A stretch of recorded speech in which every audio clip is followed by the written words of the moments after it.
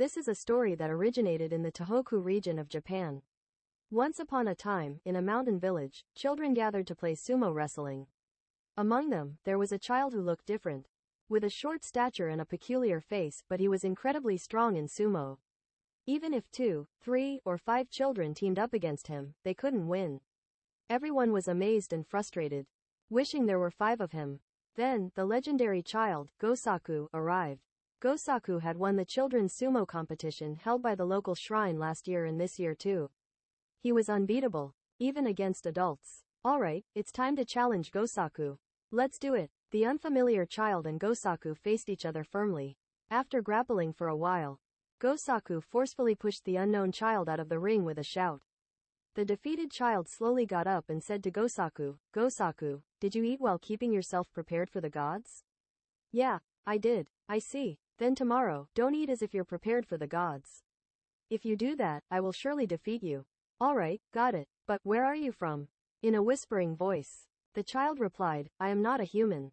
I am someone who lives in the Yomagawa River." And then, he disappeared. What a strange fellow, thought Gosaku. Now, when Gosaku returned home, he told his father everything that had happened.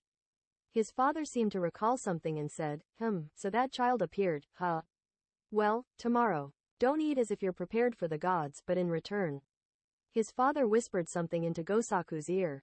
The next day, as promised, Gosaku arrived at the sumo arena. The child from the previous day was already there. Somehow, the news had spread, and a large group of children and young people had gathered. The child asked Gosaku in a small voice, "Did you really not eat as if you're prepared for the gods?" "It's a promise, I didn't eat." Hearing that, the other child smiled with relief and said, "Then today, I win." When the referee raised his fan, Gosaku suddenly grabbed his opponent by the neck and shook his head vigorously. Suddenly, something cold and sticky splattered on Gosaku's face. Taking advantage of his opponent's dizziness, Gosaku pushed him away with a shout.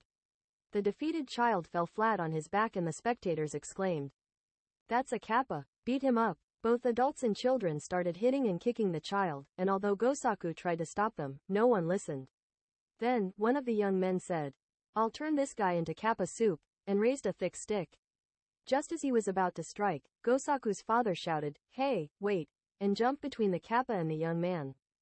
Gosaku's father calmed everyone down and took out some money from his wallet, buying the Kappa from them. He and Gosaku then took the Kappa to the Yomagawa River and released it there. That night, an elderly Kappa visited Gosaku's house. "Thank you for saving my beloved grandchild's life today.